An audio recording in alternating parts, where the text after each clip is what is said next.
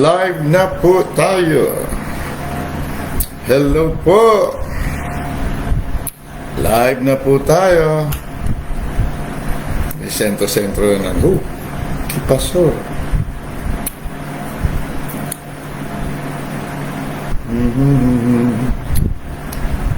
Oh.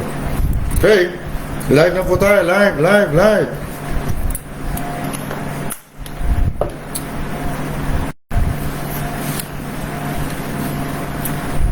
We are live from Western Australia. Live.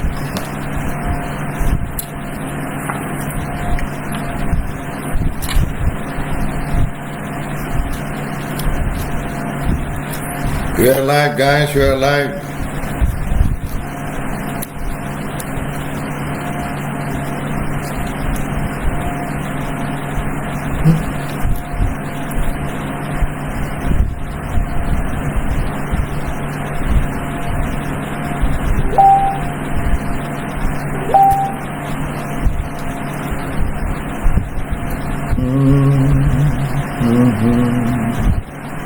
Ayan na. Sino-sino nagpapasa?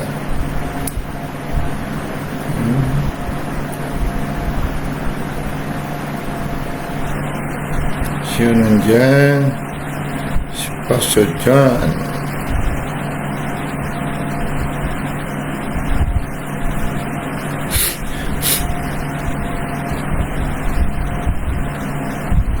Live na po tayo. Dito sa kabila.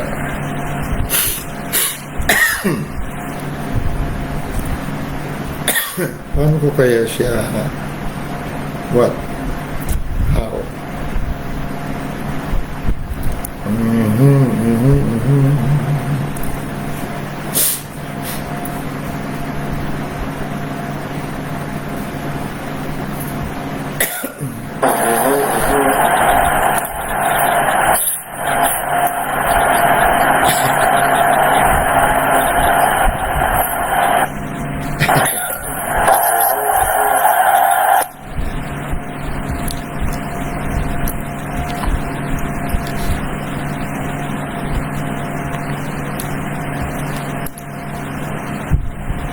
Busy pa yata mga tao. Busy pa. Busy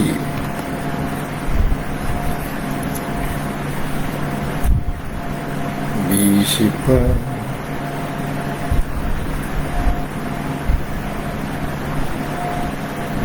Who's that? Who's the youth?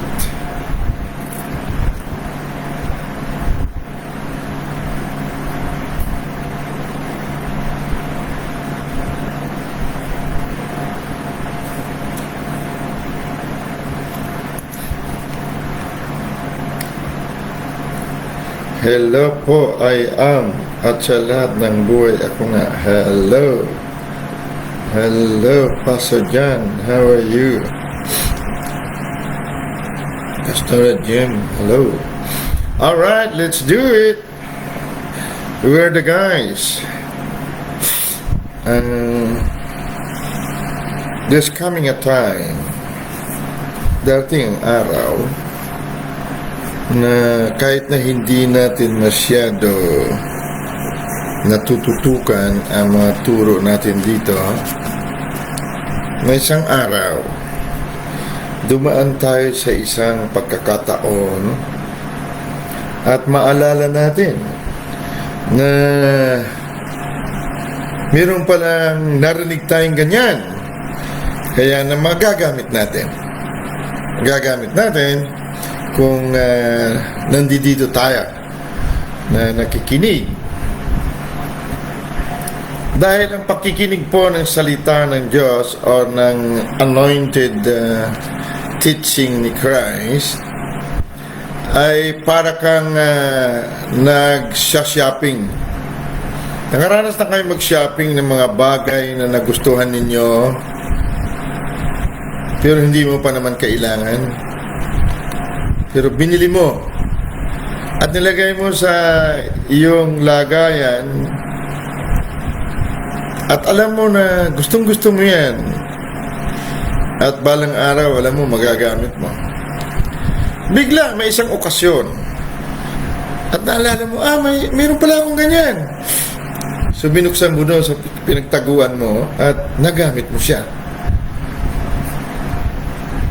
Dahil kung maghanap ka doon sa binilhan mo noon, wala na siya. Hindi mo na makita pa. So hahanapin mo ngayon doon sa factory para mo mabili. Yan layo at hindi mo alam kung paano. Ganyan po ang salita ng Diyos. Halos ganyan. Na may mga libro akong binili at binasa ko. Basa na ako ng basa. Pero ba nang huli,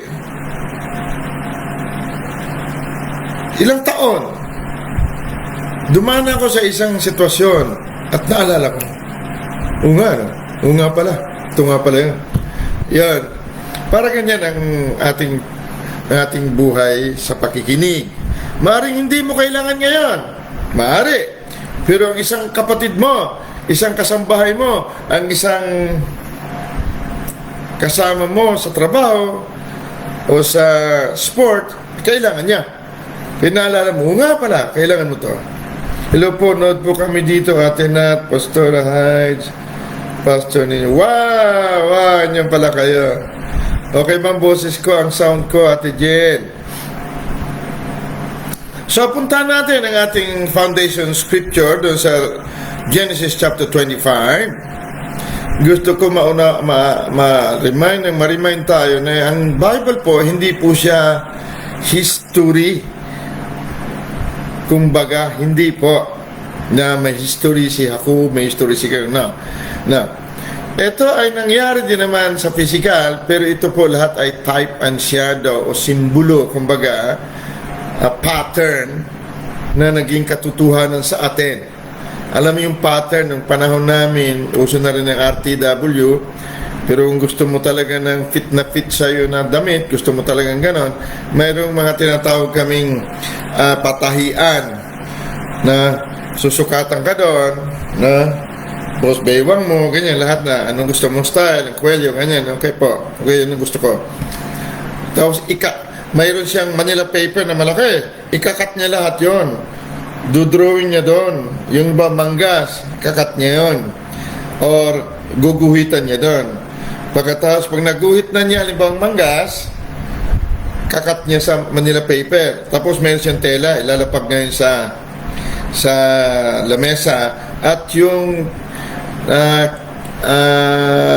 pattern niya or yung Manila paper, ilapag niya doon sa tela, tapos gugupitin yung tela, banggas yun, tapos yung tela na yun tatahiin niya, naging manggas, idugtong dito ngayon, parang ganyan. Ang pattern ay yung Manila paper, pero pag nagawa na niya, yun na ang talagang tunay na damit, yun ang sinasabing katotohanan. Now, alam ba natin na tayo ang damit ng Diyos? Alam niyo po yan. Tayo na ngayon ang damit. Dati pattern lang. Manila paper lang, Old Testament, kumbaga pattern, guide. Pero ngayon tayo ng damit ng Diyos. Paano masabing damit ka ng Diyos? Ikaw na ang buto at laman ng Diyos. Ikaw na ang nakikita na siya. Sabi ni Jesus, pag nakita mo ako, nakita mo ang Ama. Ako ang damit niya. Ako ang garment of my Father. Dahil ikaw ang nakikita. So sa mundong ito, tayo po ang katuparan ng pattern. So itong Genesis chapter 25 ay pattern. Pero ito ay nangyayari sa atin. Paniwalaan man natin hindi nangyayari po sa atin ito. Baka hindi lang natin napupuna. Verse 23. Genesis 25. At sinabi sa kanya ng Panginoon, sabi kay Rebecca. Si Rebecca, anong meaning ng Rebecca? Clag. Ang clag sa English, sa Tagalog ay bara. Okay? 2 bansa ay nasa iyong bahay bata. at 2 bayan ay papaghihiwalayin mula sa iyong tiyan. At ang isang bayan ay magiging malakas kaysa isang bayan, at ang matanda ay maglilingkod sa bata. Ito, sa tiyan ni Rebecca, na si Rebecca bilang babae, asawa siya ni Isaac, ito na po ngayon ang type and shadow na nangyayari sa atin na. Si Rebecca, ang ating pinakasinapupunan, ating pinakapuso, may mga nagkaklag, nagbabara. Kung minsan, bumabara din dahil pag narinig mo ang salita ng Diyos, lalo na greater truth, hindi mo malunok, may bara. Bakit? Nakaharang itong matanda. So, ang pattern na ito, dinala natin sa 1 Corinthians chapter 15. Bakit maraming pastor mismo ang hindi nila malunok? Samantala nakasulat sa Bible na binanal na kayo. Bakit hindi malunok ng marami? Sabihin nila, hindi naman ganyan ang panguunawa talaga eh. Kasi nakabatay tayo sa doktrina ng ating sekta o ating pinanggalingan. Kaya hindi natin malunok. Bakit? May nakabara. May Rebecca. Na maging yung sinasabi diyan sa Mark 16 verse 17 to 18, maraming sekta, maraming Kristiyano mismo ay hindi nila mapaniwalaan na sa etong mga tanda na ito'y susunod, hahabulin ang sino mang sumasampalataya sa aking pangalan. Sila ay magpapalayas ng demonyo. Iniiwasan ng maraming evangelical sekta. Dahil yan ay parang imposible sa kanila. Hindi nila malunok. Bakit? May bumabara. Ano ang bumabara? 1 Corinthians 15. Simulan natin sa verse 45. So sa mga may bara pa, ay maunawanan ako, kaya kapag tayo ay namamahagi sa mga may bara, dapat maunawaan natin na may bara yan. Kailang isukan niya yan. Kailang mawala ang bara. Verse 45, unang Korinto 15:45. Gayon din naman nasusulat, ang unang taong si Adan, may unang tao, pero Adan ang tawag sa kanya, Adam, ay naging kaluluwang buhay. Ibig sabihin, pag naging, hindi po siya dati.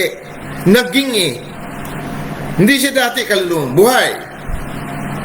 Pero ang Diyos, kung mapuna mo sa Genesis chapter 2 verse 7, sinabi, hiningaan niya ang alabok at ang tao naging kaluluwang buhay.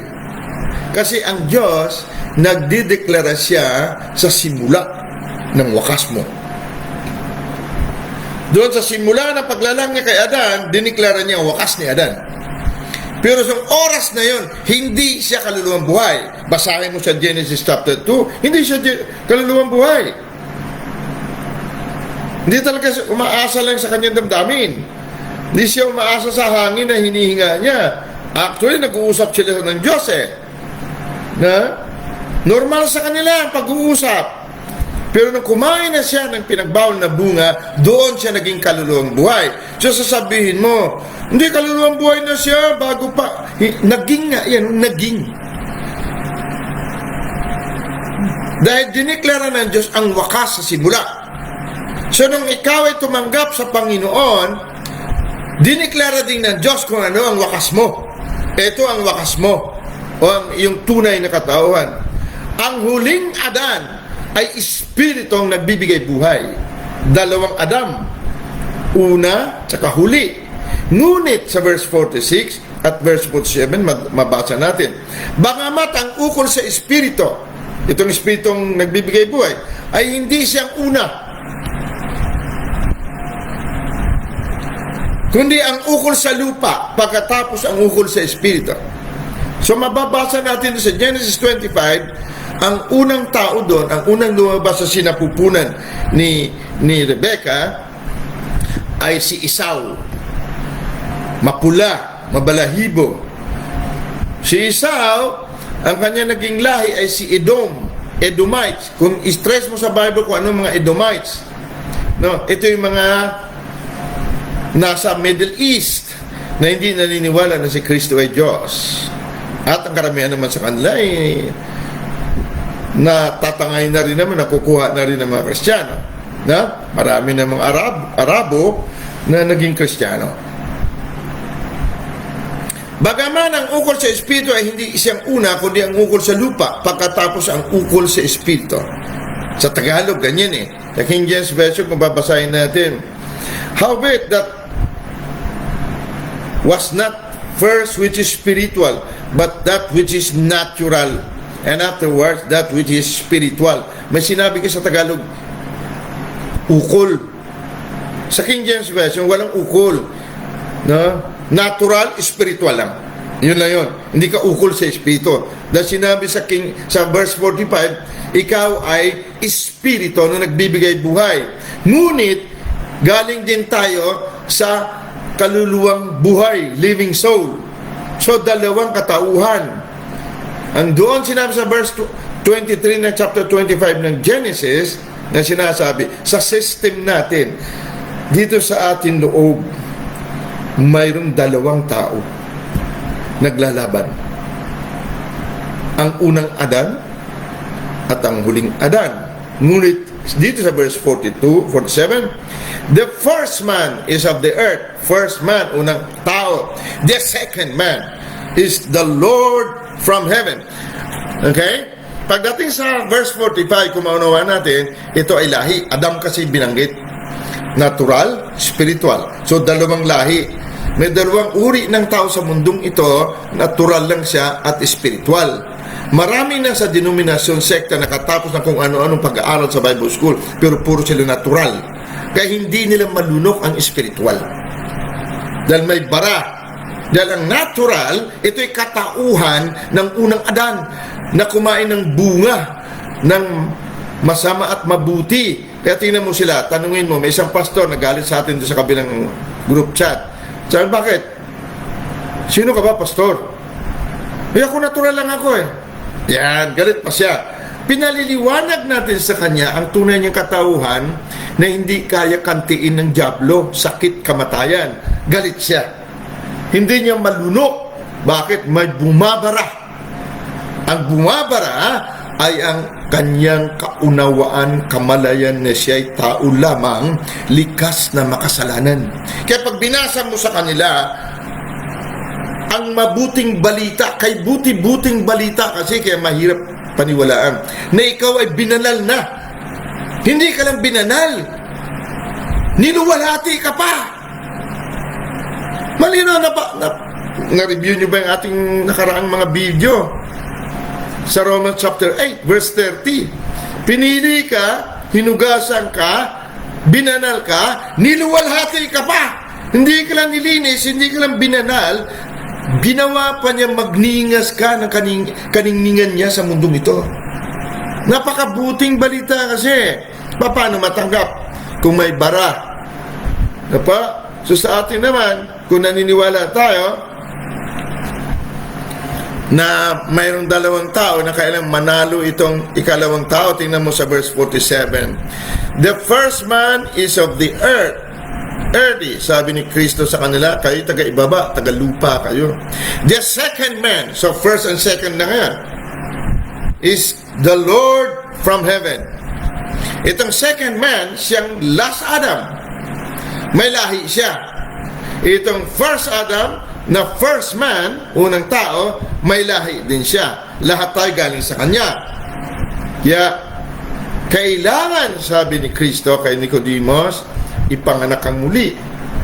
Dahil pag hindi ka ipinanganak muli, hindi ka makakakita ng karya ng Diyos. Tingnan nga natin, verse chapter 3 ng Juan.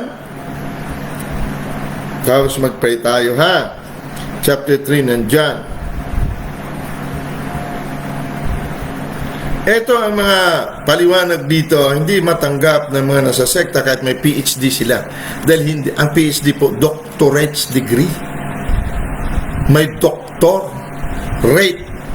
Doktor na kaalaman sa Biblia. So tingnan mo, sinabi ng Diyos, ang kaalaman ng tao, kamangmangalan ng Diyos. Dito sa verse 3, chapter 3, sinabi niya kay Nicodemus, sabi niya dito, sumagot si Jesus sa kanya, at sa kanya sinabi, katotohanan, pag sinabi po ito sa Hebrew, 2 beses binabanggit. Sa Hebrew po, walang good, better, best. Walang ganyan. Pag gusto pagdiinan ang katotohanan, binabanggit 2-3 beses. Pag binanggit ni Jesus dito, walang pasubali na katotohanan ito. 2 beses niya binanggit eh. Verily, verily, I say unto thee, katotohanan sinasabi ko sa iyo, maliban, sabi niya, na ang tayo ipanganak ng muli ay hindi siya makakakita ng kaharian ng Diyos. Ang ibig sabihin ni Kristo, ipanganak ng muli habang nasa mundo ka. Dito sa mundo, hanggat hindi ka ipinanganak ng muli, hindi mo makikita ang kaharian ng Diyos. Bulag ka eh. Ang nakikita natin, yung kaharian ng kadiliman. Paano mo naman malunok ito? Dahil sinabi niya, ipinanganak ng muli. Hindi ito sa langit, kapatid. Dito. Dito pa lang makita mo ang kaharian ng Diyos. Sa King James Version, ang sabi dito, except a man be born again, he cannot see the kingdom of God. Man ang tinawag. Man. Pagdating sa lupa, man. Second man, first man. Hindi ito yung, born again ako, makikita ko kaharian ng langit pag wala na ako sa mundo. Hindi. No. Hindi ganyan ang ibig sabihin ni Jesus. Ang ibig sabihin, dito pa lang, kung talang may panganak kang muli. Ano ang kapanganakan muli? Verse 5, sabi niya dito, verily, verily, I say unto thee. Sa Tagalog, sa verse 5, pinaliwanag kasi, nagtanong si Nicodemus sa verse 4, paano ko panganak kang muli? Papasok ba ko uli sa tiyan ng nanay ko? Sabi ni Jesus, sumagot si Jesus, katotohanan, sinasabi ko sa iyo, maliban na ang tayo ipanganak ng tubig at ng espiritu, ay hindi siya makakapasok sa kaharian ng Diyos. Dito, pasok na to. Kanina, makita pa lang. Dito, pasok na. Paano ka makapasok sa kaharian ng Diyos? Dito ka pa sa lupa. Hindi ba sinabi si Hebreo, come boldly unto the throne of grace with confidence. Lakasan mo ang loob mo sa pagpasok sa trono ng biyaya. Saan ang trono ng biyaya, kapatid? Itong pananalita ng mga espiritu, yung sinabi ni Jesus, ano man tarihan mo sa lupa, tatalan sa langit. Nakaupo ka sa kanang kamay kasama ko, kanang kamay ng Ama. Paano mo mapaliwanag? Paano maapuhap sa kaisipan mo kung may nakabara? Hindi mo ba alam pag naipanganak kang muli, sa ngayon nandito ka sa lupa, pero nakaupo ka sa kanang kamay ng Ama. Bakit? Sabi dito sa verse 5, tingnan mo mabuti. Sumagot si Jesus, katotohanan, sinasabi ko sa iyo, maliban na ang tayo ipanganak ng tubig at ng espiritu. Tingnan mo, espiritu, Diyos ito, ay hindi siya makakapasok sa kaharian ng Diyos. So puro tayo, Diyos dito, Diyos doon. Pero hindi tayo pinanganak sa espiritu. Pinagluloko natin ang sarili natin. Puro first man, unang tao ang nagsasalita. Ang iba naman ginagamit ng Bible para manloko ng kapwa. Ang iba diyan ginagamit ng Bible para manggahasa ng kanilang members. Nakulong na, paglabas, hindi pa rin nagbago. Ang sunod niyan, bilibid yan pag hindi siya nagbago. Ha? Hindi pa rin nagbago. Well, nasabi na natin, na? Dahil hindi naman nagkataon na nakulong tayo. Katulad ko, nakulong po ako. Dito sa Pilipinas, hindi rin ako nagbago. Pero pagdating doon sa Middle East, nakulong ako doon. Sabi ko, wala na ako kakampi. Doon tinawag ko ang Diyos. Doon ako na born again. Tanda ko. June 17. Born again ako talaga. Tanda ko. Nawala ka ng sigarilyo ko. Nawala ako ng lasa sa lahat ng bisyo. At first time, umiyak ako ng katakot-takot na hindi ko mapigil. No, may tatlong nagpapatutuo sa lupa, ang tubig, ang dugo, at ang banal na espiritu. Wala tayong time paliwanag. Verse 16 mo. Ang ipinanganak sa laman ng laman ay laman nga. At ang ipinanganak ng Espiritu ay Espiritu nga. So, tingnan natin na. Naniniwala ba tayo ng binanggit dito sa verse 6 na Espiritu ay Diyos? Espiritu ito, malaking E. Dito nakalagay, ang Spirit dito ay sinasabi dito ay God o Christ Spirit, the Holy Spirit. So, teka. Ito. Kapag may nakabara sa ating lalamunan o dito sa ating puso, hindi mo kayong tanggapin ito. Na ang ipinanganak ng Espiritu, palitan natin, gawin natin Diyos. Ang ipinanganak ng Diyos ay Diyos nga. Kaya mo? Pag hindi ka talaga na ipanganak sa Espiritu, hindi mo kayang tanggapin. Kung pinanganak ka ng Espiritu, hindi ba tama ang unang Korintos 6:11 na binanal ka? Kapag pinanganak sa Espiritu, hindi ba sinabi sa Romans chapter 3 na bago ka pa bumaba sa Romans chapter 8, bumaba sa mundong ito, pinili ka na at binanal ka, niluwalhati ka. Walang kaluwalhatian kundi sa Diyos lang. Ang demonyo, hindi po siya takot sa matatalino. Never. Hindi siya takot na dalubhasa kang doktor, dalubhasa kang abogado, napakarami mong diploma. Napakaganda po ng ganyan. Hindi po masama yan. Pero dito po yan, sa buhay, generic man. Alam mo yung generic? Diba may mga ano tawag na mga gamot na generic?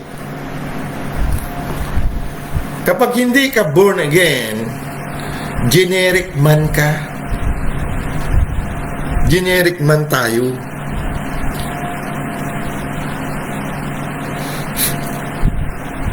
Iba po ang born again.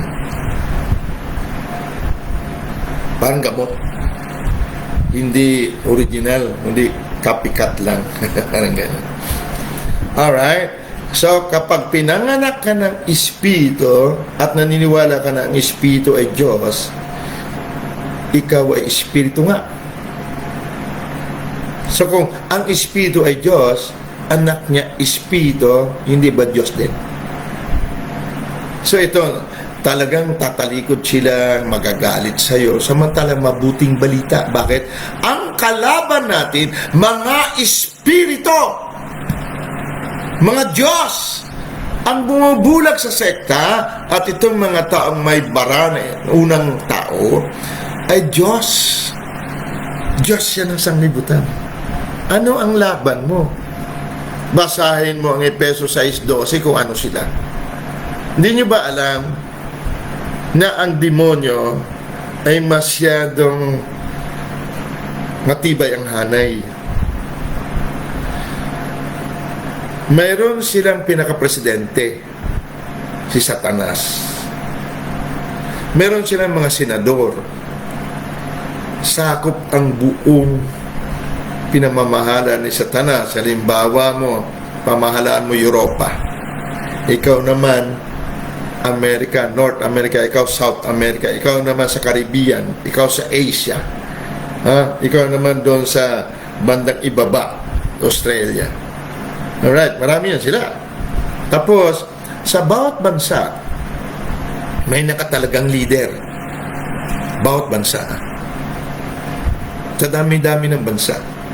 Tapos, sa bawat bansa, may leader sila. Sa bawat probinsya, may leader din sila. Demonyo ito, Hindi mo nakikita yan. Pag sinabi ni Satanas, patupad ito, sa ilalim ng lupa, pinatutupad yan. Sa ilalim ng dagat, pinatutupad yan. Sa buong bansa, pinatutupad yan. Sa buong mundo, pinatutupad yan. May governor. Sa bawat bayan, may mayor. Sa bawat barangay, may chairman sila. Sa bawat barangay, mambagarangay tanod sila. Sa bawat pamilya, may nakatalaga dyan. Hindi iisa kapatid. Sa bawat miyembro ng pamilya, may nakatalaga na demonyo. Ang plano niyan, mula pa sa lolo-lolo mo. Baka hindi mo alam. Pag silang mo sa mundong ito, may demonyo na kahit nakatalaga sa'yo. At alam na niyang history mo. Dahil noon pa man, wala naman silang katapusan eh. Sa lolo mo, maging ang boses ng lolo mong namatay, kaya niyang gayahin. Kapag ikaw at ako ay nabuhay sa reliyon sa mga espiritista, katulad ng nanay ko at lolo ko, may mga espiritista nagtatawag po ng kaluluwa ng patay. Wala pang ilang segundo magsasalita yung espiritista. Kabos na kabos ng lolo mo, lola mo. Tanda-tanda mo boss ng lola mo eh. Naniniwala ka naman na lola mo yon. Piyan ang demonyo na nakatalaga sa lolo-lola mo. Kaya pati ang mga tinago niya kung saan-saan, tandaan niya yun, alam niya. Pati boses kaya niyang gayahin. Alam mo kung ano lang bansa sa buong mundo na hindi pinaghaharian ng demonyo at ang naghahari, ang nagbabantay ay si Michael Archangel, si Daniel, at marami pang mga Archangel. Alam mo kung ano? Ang bansang Israel. Yan ang hindi, walang nakatalaga dyan. Nasabihin amin yan, ako mamumuno dyan, no? At ang iisa, katangi-tangi na bansa na hindi nila malapitan kung sana itong mga citizen ng bansang ito, alam niya kung sino siya. Ang Holy Nation. Ito mga pinanganak na muli. Hindi nila kaya yan. Wala nakatalaga dyan. Ang gusto nilang pasukin yan. Papasukin nila yan at pamunuan. Maraming miyembro ng Holy Nation, banal na bansa, ikaw at ako, mga born again, ang nakukuha nila. Pero ang pinakabansa na banal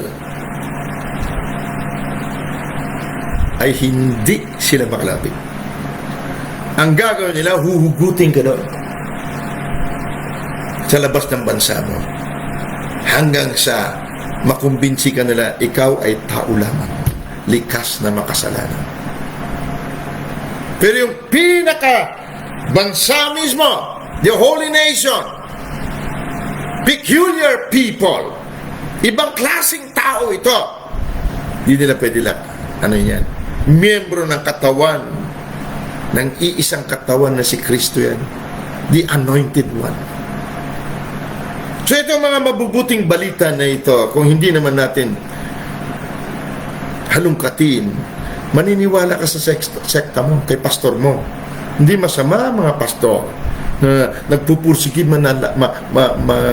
mamahagi ng salita ng Diyos. Ang mali lang, katulad ko noon, akala ko okay na ako. Hindi ko alam. Ang ginagamit ko pa ng kaisipan ay natural man. Kaisipan ng tao lamang. Pero nakapagpalayas na rin ako ng diablo, sakit. Pero dahil sa gusto, may kulang, alam ko may bara, alam ko eh. So kailangan ko alamin. So, pag-aralan natin. Kasi hanggang ngayon, marami tayong mga desisyon sa buhay, plano sa buhay, alanganin tayo.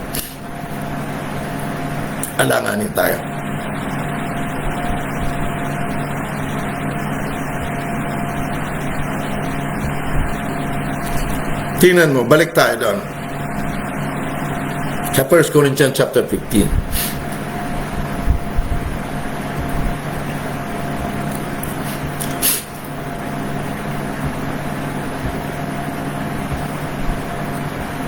Sa verse 47. Kaya natin ha. Ang unang tao ay taga-lupa na ukol sa lupa daw. Walang ukol sa lupa. Kundi, sinabi lang doon early Ang ikalawang tao ay tagalangit. Okay? Hindi, wala nang ukol sa ano, no? Ang sinabi earthy ay puro, ano lang siya, lupa lang ang alam niya. Wala siyang alam sa itaas. Father Almighty, salamat po sa gabing ito, and maiksi man naming panahon, alam ko na ipaliliwanag mo sa amin na malinaw. Abba, Daddy, Holy Spirit, ang dapat naming maalaman sa gabing ito. We thank you, we bless you. And we give you always the glory and the honor and the dominion in the name of our righteousness, our life, your fullness. Jesus Christ of Nazareth. Amen. And just forget again, we dispatch you guys in Jesus' mighty name. Ito po, kung alanganin tayo sa mga ating desisyon, aagam-agam tayo dahil hindi tayo solid sa kaalaman natin kung sino tayo. Ganun yan. Tingnan mo ang technique. Ang unang tao ay tagalupa. Ang ikalawang tao ay tagalangit. Balikan mo dito. Nandiyan kaya? Sa verse 47 sa King James, ganito. Sa Tagalog, ganito pagkasabi. Tagalangit daw. Tagalangit. Sa King James, ganito pagkasabi. The first man of the earth, earthy. The second man, the Lord from heaven. Panginoon! Pag sinabing Panginoon, may-ari ng langit at lupa. Panginoon! Hindi yung tagalangit lang. Tagalangit siya.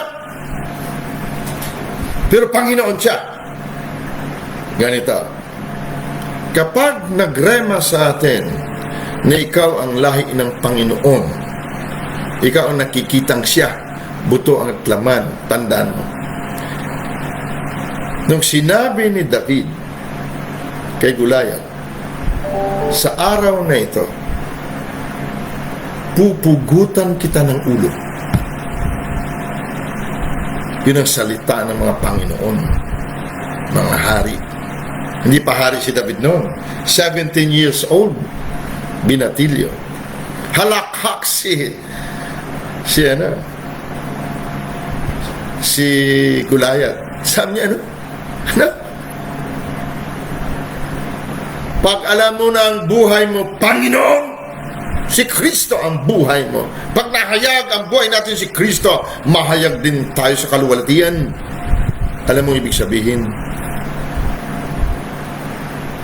Kasinungalingan man, hindi man totoo sa pandinig ng natural na tao. Yung unang taong si Adan na nasa atin, lahi natin noon.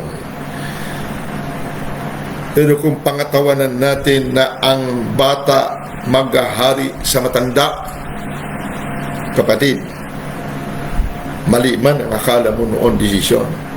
Paniwalaan mo ng desisyon mo. Ay desisyon ng Panginoon. Ang pula, magiging puti. Dahil siyang may-ari, creator siya. Kaya nangyari na pinugutan ni David ng ulo si Goliath. Anong ginamit niya? Wala siyang espada na hawak. Mismong espada ni Goliath ang kinuha niya, tinagpas niya ang ulo. Nung inangat niya ang ulo, kita ng buong Palestino, takbuhan sila lahat. Etong nasa likuran niya, mga sundalo ng Israel, lumakas ang loob. Hinabol nila yung mga Palestino pinagpapatay. All things shall work together for your good. Yan ang Panginoon. Alanganin ka sa desisyon mo, go! Tandaan mo, ikaw ang nakikitang Panginoon sa mundong ito. Ikaw ang buto at laman ng Panginoon. Ang buhay mo, Panginoon, si Kristo Jesus. Ito ang buhay sa mundo na exciting. Lumuhod ka. Nagtanong ka, Lord. May mga gabi umiiyak ka. Lord, ayaw ko dito muna, Lord. Ayaw ko dito muna. Gusto ko huminga. Gusto ko muna lumanghap ng pasamyong hangin, Lord. halis ako. Go! Balikan mo ang ikalawang tao na nasa loob mo. Alisin mo ang bara. Tanggalin mo ang bundok ng Esau. Naman natin, wala po buhay, wala po kamatayan na nasa labas ng tao. Wala. Lahat po ng ugat o source o sources nasa loob ng tao. Wala sa labas mo. Kung may nakikita tayong bunga sa labas, dito po yan ang ugat. Dito sa loob yan. Kaya sabi sa Obadiah, sa aklat ni Obadiah, gusto ko balikan natin kasi marahil hindi po naliwanagan ng marami. Aklat ni Obadiah, isang chapter lang po ang Obadiah.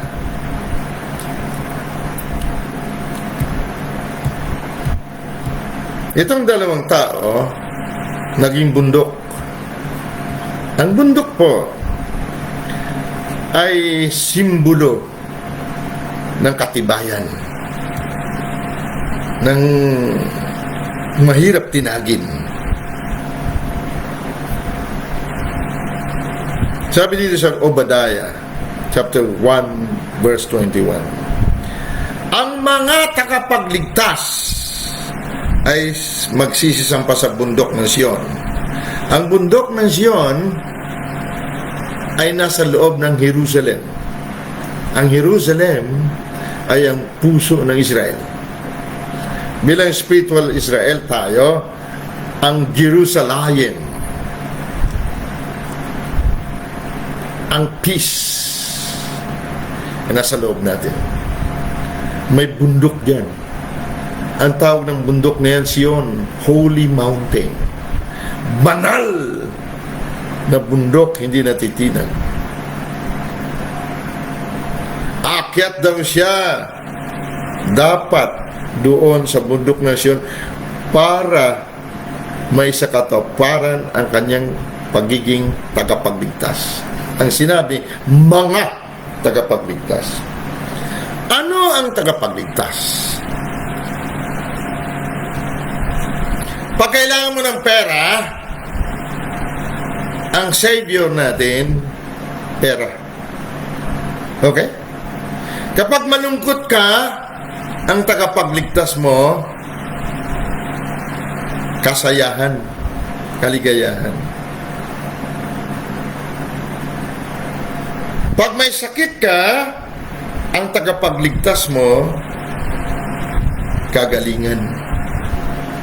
Kung mahirap ang buhay, ang tagapagligtas mo ay karangyaan sa buhay. Tawag niyan, tagapagligtas. Marami pang tagapagligtas. At tayo yun, mga. Dahil tayo ang miyembro o bahagi ng iisang katawan ng tagapagligtas. 1 Corinthians 12:12. Kung paano ang katawan ay iisa, ngunit maraming bahagi, ganun din naman si Kristo na tagapagligtas, the Anointed One. Pero, kailang umakyat ka sa Sion. Umakyat ka sa Sion. Mahayag ang buhay Kristo. Buhay banal. Wala nakakaakyat sa Sion na banal na bundok, kapatid. Sabi ng Panginoon kay Moses, kahit aso, huwag mong palapitin sa paanan ng bundok. Mamamatay siya. Hanggat hindi tinatanggap ng Kristiyano na siya ay may pangalawang tao na espiritu banal at siya ay binanal, hindi siya makaakyat sa bundok ng Sion. Dahil ang Sion, banal na bundok. Kaya hindi nila malunok dahil may nakabara na bundok At ang bundok na mangyan ay bundok ng Isaw. Si Isaw. Ito yung kapatid ni Israel o ni Jacob na una. Sabi niya, akyat tayo sa bundok upang hatulan ng bundok ng Isaw. Ano ang paghahatol na gusto mo? Ikaw ang masusunod. Ano man talian mo sa lupa, tatalian sa langit. Anong pakawalan mo sa lupa, pakawalan sa langit. Ikaw magdesisyon, kapatid. At ang kaharian, ang paghahari, ang magiging sa Panginoon. Sino si Panginoon? Mula sa langit. Panginoon. Buhay mong Kristo, Panginoon. Pag may mga bundok ng problema, bundok na alalahanin, ikaw pa rin masusunod, kapatid. Huwag mo asahan ng Diyos. Sabi kay Moses, sabi ng Diyos kay Moses, hindi ba't sinabi ko sa iyo, pag may nagtanong sa iyo kung sino nagpadala sa iyo, sabihin mo siya, ako nga. Hindi mo sasabihin siya nga, kundi ako nga. Ngayon, ba't umiiyak ka, Moses, dyan sa tabi ng dagat? Ano ang hawak mo? Baston po. Hawiin mo. Hinawi ni Moses sa pamamagitan ng baston ang dagat pula. Sa panahon ni Samson, ang kanyang anointing ay nasa kanyang buhok. Kay Moses sa kanyang baston. Kay Elijah sa kanyang balabal. Ngunit sa iyo at sa akin, kapatid, ang iyong anointing mismo ang buhay mong Kristo. Kaya sinabi ni Isaiah, the Spirit of the Lord is upon me because He has anointed me. He is just upon Him. Pinahiran lamang siya ng langis ng Lord. Ngunit itong binasa ni Jesus Christ, Lucas 4:18, namangha ang lahat. Dahil ang nagbasa ay the anointed one mismo. Sabi niya, pag-upo niya, sabi niya, sa araw na ito, nangyari ito sa pandinig mo, nasa iyo, Moses. Hawiin mo o hindi, narinig mo ako. Narinig natin siya, the anointed one. Ikaw ang masusunod sa gabing ito. Gusto mo maging Savior, maging tagapagligtas, umakyat ka sa Sion. Pumatong ka doon sa banal na bundok at husgahan mo ang bundok ni Isaw na matagal nang nakabara sa puso mo. Yung mga duda, imposible yan. Hindi kaya yan. Anong hindi kaya? Buhay ko, Panginoon! Ako naglalang ng langit at lupa at lahat ng mga anghel. Ako ngayon nakikita ang buto at laman ng Panginoon dahil buhay ko, Panginoon, si Kristo Jesus. Siya ang ulo, ako ang katawan. Nakaupo ko sa kanang kamay ng Ama namin. Sabi ni Jesus ganito, pasalamat kayo pag umalis ako. Dahil pag hindi ako umalis, hindi kayo magiging ako. Kaya kung saan ako, naroon kayo. Saan kayo naroon ako? Kung ano ako, ganun kayo sa mundong ito. Bakit? Dahil kayo na ngayon ang buto at lamang ko, ang Panginoon. So may desisyon ka bang akala mo mali? Tuloy ka, kapatid. Pag hindi mo napatunayan yan, darating ang panahon, magtataka ka. Bakit hindi yata umubra? Eh, hindi yung pinaubra eh. Kala mo alanganin ka, go! Desisyon mo, tuloy mo. Yung sinabi ni David, pugutan kita ng ulo. Sabi ng Diyos, nung pumunta si Nathan kay David, buhusan mo siya ng langis. Ang sabi ng Diyos, ginawa kitang hari. Hindi sinabi ng Diyos na gagawin kitang hari. Nang sinabi ng Diyos kay Abraham, bahog ang asawa, ginawa kitang ama ng maraming bansa. Kung pakinggan mo, kasinungalingan. Pero sa Diyos, lahat ng kasinungalingan naging totoo. Bakit? Siyang Panginoon.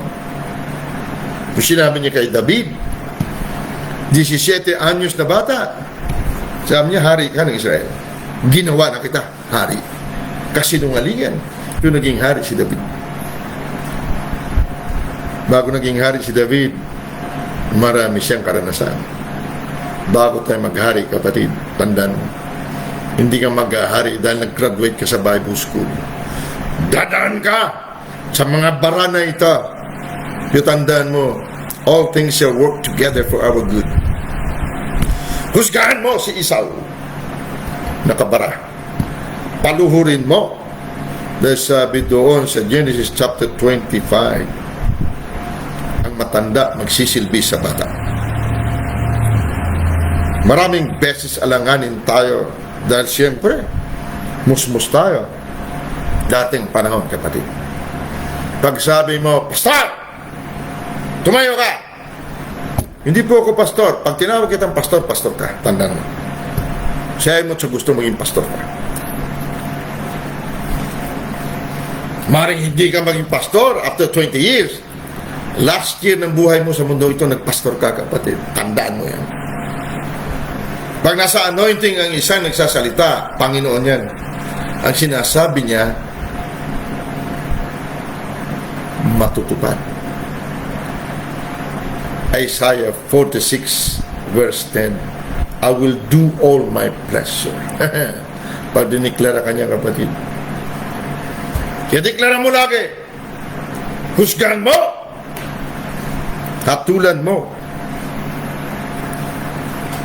Dahil kung hindi natin i-practice ang buhay Panginoon para sabihin siya ni Kristo, anuman pagdating ng araw na yun, bigay ko siya lahat ng susi, anumang talian sa lupa, talian sa langit. Tapos bago siya umalis, sabi niya, lahat ng kapangyarihan sa langit at sa lupa, binigay ko na sa iyo. Dahil nasa akin na. Lahat ng kapangyarihan sa langit at lupa, inibigay sa akin. Ang ibinigay niya sa iyo, hindi lamang kapangyarihan ng langit at lupa, ang kanyang mismong buhay at kaisipan. Sabi sa Juan 1:16, ang kanyang kapuspusan ang tinanggap natin. So sino siya? Panginoon. Sino kayo ng Panginoon sa mundong ito? Dahil tinanggap mo ang kapuspusan niya, ang isipan niya, ang lahat ng kanya at lahat ng siya. Kaya sabi sa unang Juan 4:17, kung ano ako, ganyan ka ngayon sa mundong ito. Tapos COVID, kaiso ganito, kaiso ganon. Okay. Dahil may nakabara na unang tao. Pero panahon na, kapatid. Pag nasa gitna ka nag-uumpog ang bato, magdesisyon ka, kapatid. Magdesisyon ka. It's either magpaipit ka, o sabi mo sa bato, move! Mountain! Pero dito mo i-move. Ang sabi ni Kristo, kung mayroon kang pananampalataya kasing liit ng butil na mustasa, sabihin mo sa bundok na ito, lahat po ng bundok, lahat ng bara, lahat ng hadlang nasa loob natin, wala po sa labas. Wala. Kaya tinuro natin kung anong nasa loob, yan nasa labas. Kaya pinapractice natin ngayon. Minsan may mga nasa sitwasyon kang delikado, sitwasyon ka parang napakahirap. Now, go forward! Ganyan ang buhay na exciting sa mundong ito. Kung hindi mo gagawin niya, after 10 years, 20 years, wala ka na rin naman sa mundong ito eh. Ba't hindi mo pagkagawin? Ang buhay sa mundong ito, kapatid, exciting. It's a game of life. Sport. Ganyan ang buhay sa mundong ito. Kung hindi mo i-practice, tatanda ka. Normal na tao, natural na tao. Kwento niyo po sa akin, Lolo, ano pong anak ko po, nung kami ganito, ganun, nako, anak, ang kinikwento, normal, na nakaraan, history. Para kung sinabi, anak, minsan, may nadaanan ako. Ano po yun? Nag-iiyakan na, hihiyawan na, pumasok ako, nasilig ko, may patay. Tinaasan kong boses ko, na ano po sinabi niyo, Lord? Abo tumahan ka! Gulat sila. Sino po kayo? Hindi mo ako kilala. Saan ang patay? Labas kayo, labas, labas. Hindi siya patay. Natutulog siya. Panginoon eh. Pumasok na si Panginoon. May buto at laman siya eh. Ako magdidesisyon dito. Pagdating sa lupa. Hindi siya kamatayan, hindi siya sakit, no? Ano pangalan niya? Sabi nga ni Bishop Idaos eh. Hindi ko, pinalayas yung kamatayan, hindi lumayas. Naalala niya. Ano pangalan nito? Sabi daw niya, may pangalan yung si Talita Kumi. Ang Talita actually sa Hebrew ay hindi po pangalan, kundi Dalagita.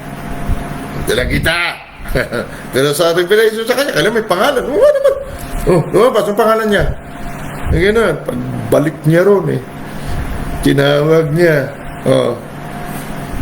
Eh kay Smith Wigglesworth, hindi naman siya nagtatanong anong pangalan. Hampas ka niya sa pader. Pag umpog mo sa pader, buhay ka eh. Yung sanggol eh, hinampas sa pader eh. May sakit daw. Anong sakit? Anong sakit? Hampas nga niya sa pader. Pagbaba sa lupa, sinipa niya. Sinalo ng congregation. Pagsalo, magaling. Yan ang Panginoon. Style niya yan eh. Siya Panginoon eh. Ano naman desisyonan mo sa lupa? Style mo yan. Meron style mo. Hindi, kami naman hindi. Binubulungan na namin. Style mo yan, okay? It's okay. It's the same. Sigawan mo man, bulungan mo, sipain mo, sampalin mo. Style mo yan eh. Basta nasa Panginoon kaya. Okay yan. Diba? So, wag ka andap-andap, no? Ang ilaw natin kailan lumiliwanag lagi. Alright? I wish we have time, guys. Naalala ko ng araw. Natumba sa airport. Yun natin, yung tatay niyang ex-US Army, American citizen. Siya ay profesor sa UP. Tumba siya. Boom! Putol agad dito. Aneurysm, tinatawag na. Putol yung litid sa loob. Hemorrhage agad. Tinawag ako ng kaibigan. Pwede ka pumunta rito. Asan ba ka? Asan ka ba? Sa hospital na ganito, ganun. Okay, okay. Drive ako. Punta daw. Natatanks ako habang nagdadrive. Tsaka karag-karag ko sa sakyan. Pagdating nun, nandun yung tatay. Yung tatay siguro 80 years old. 85 years old. Alam ko, Katoliko. Sabi ko, sir, ako po si ganito, ganun. Okay. Pinatawag po ako ng kaibigan ng anak nyo na ipag-pray ang anak nyo. Pero maaaring marinig nyo po ang prayer ko, iba po. Pero huwag kang mag-alala. Iba man ang prayer ko kaysa nakagawian natin sa Katoliko. Huwag kang mag-alala. Ang anak nyo po, maging maayos. So, yung kaibigan ko nandun, abogada. Ito naman, profesor. Sabi nila, tingnan natin yung CT scan. So, nilagay sa screen, kung ano, maraming dugo, ganun. Nagpapalang ang doktor na hindi namin pwede operahan yan kasi barado ang puso. Hindi rin pwede operahan ng puso kasi barado nga, hindi kakain ng utak. Tumalikod ako. Kaya kayo na muna dyan. Pinuntahan ko doon, nandun na sa tabi, nasa emergency. Tutulog. Inuutusan ko nga. Sumuka. Dinala sa ICU. Sabi ng doktor, sa kapatid, dahil tatay, umuwi na doon sa bahay. Isang kapatid na tira sa Pilipinas, lalaki. Nagtrabaho sa casino. Sabihin mo na sa lahat ng kamag-anak, magdala na ng dito, ng damit ha, kasi hindi naabutin ng umaga ito. Mamili na kayo ng punerarya. Tamang-tama na, hindi ako makalis, mag-alas 12 na eh. Pumunta ako na alas 4 eh, mag-alas 12 hindi pa ako makalis kasi parang may bumabara. Dala sa ICU. Biglang pumasok ko sa ICU. Tama-tama, ang nagbabantay ay nurse na lalaki. Sabi ko, ako kasamahan yan. Pwede ba may bulong lang ako sa kanya? Bigyan mo ko 3 minutes lang. Sir, bawal na sir. Midnight na eh, bawal na po. Hindi, bigyan mo ko 3 minutes lang. May sasabihin lang ako sa pasyente. Okay, suot po kayo nito ng gown na puti. Okay. Pasok ako doon. Binulungan ko.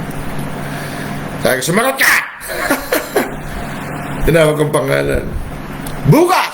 Babangon ka! Okay? Ewan ko kung bakit. Nasinop. Parang ganyan nasinop. Ang dinig ko, upo. Labas na ako. Paglabas ko na ICU, nasalubong ko yung kapatid. Sabi ko, ano? Ano sabi? Sabi ng doktor po, andyan na po, andyan na. Siya, kanina pa sinabi sa amin, andyan na po mga damit ni ate na susuot niya sa burol. Ha? Ano pa sabi? Hindi na po abutin bukas, alas 12 na. Hindi na po abutin daw ng umaga bukas. Teka, ha? May tatanong ako sa'yo. Makinig ka. Sakutin mo. Sinabi ng doktor, hindi na abutin ng umaga dahil hemorrhage na, uta, barado ang puso. Pero sabi ng Diyos, babangon siya bukas. Kanino ka maniniwala? Sabihin mo sa akin. Yung sabi niyo, hindi sa Diyos po. O sige, bukas babangon ng atin mo. Uwi na ako ha. Sige po. Pauwiin mo yan mga kamag-anak na yan na may dala ng mga damit. Nakarating ako sa bahay, siguro mga launa, idlip ako. Bolos 7 ng umaga, nagring ang telepono. Kuya tawag sa'yo, Kuya, punta ka rito. Bakit? Kala ko patay na. Si ate po, si ate. Nakaupo na. Ayaw po nila paupuin. Dahil dala ko tractor. Pagdating ko na si ate niya, nakaupo. Hindi man ako kilala. Sabi niya, ate, siya po si pastor. Utang-utang ulan, kumakain na. Ano naman nangyari? Ayaw nila paupuin eh. Ayaw nila pabangunin si ate. You know. Sinitiskan ba uli? Oo, sinitiskan o. Kanina, dinala ko doon. Hiningi mo, ayaw po bigay. Hiningi mo yung ano? Hindi po, ayaw po bigay. Ba? Tapos, kailan daw, dali sa St. Luke's, operahan daw. Mayroon daw dito na na ugat na dapat operahan sa labas, ha? Hindi dito. Bayad sila. Dumating yung mga kapatid, mga nurses sa Amerika. Siyempre, mga nurses. May pera. Sige ka. Wala man ako magawa. Ayun eh. Sabi niya, sige pastor, pa-opera na lang po natin. Okay lang po. Okay. Dito lang sa nape eh. Okay. Nilipat doon. Bago opera, pinatawag ulit ko. Pinag-pray ko ulit na maging maayos ang ano. So kinabukasan, ayos naman. After 3 days yata, lumabas. Nagpasukat ulit ng mata ng salamin. Abay, 20/20 vision niya. Bayad nga lang sila may get 500,000 pesos. Paano na yun? Pati kumita ka naman ng doktor. Okay lang, no? Anong sinabi ng mamatay na rin bukas? Ano mamatay? Ang lino na pagkasabi ng Diyos, sabihin mo, paagrihin mo siya, nababangon siya bukas, naubo. Siyempre, narinig niya ako, no? Pag nakakoma, matalas po ang pandinig ng mga nakakoma. Sumagot siya, Hindi ko upo, Hindi bumangon siya kinabukasan. Why? Ang lahi natin, huling Adan, Lord from heaven. Sakop ang langit at lupa. Yan ang buhay ng kapatid. Yung bara ng isaw, bundok ng isaw, palayasin mo.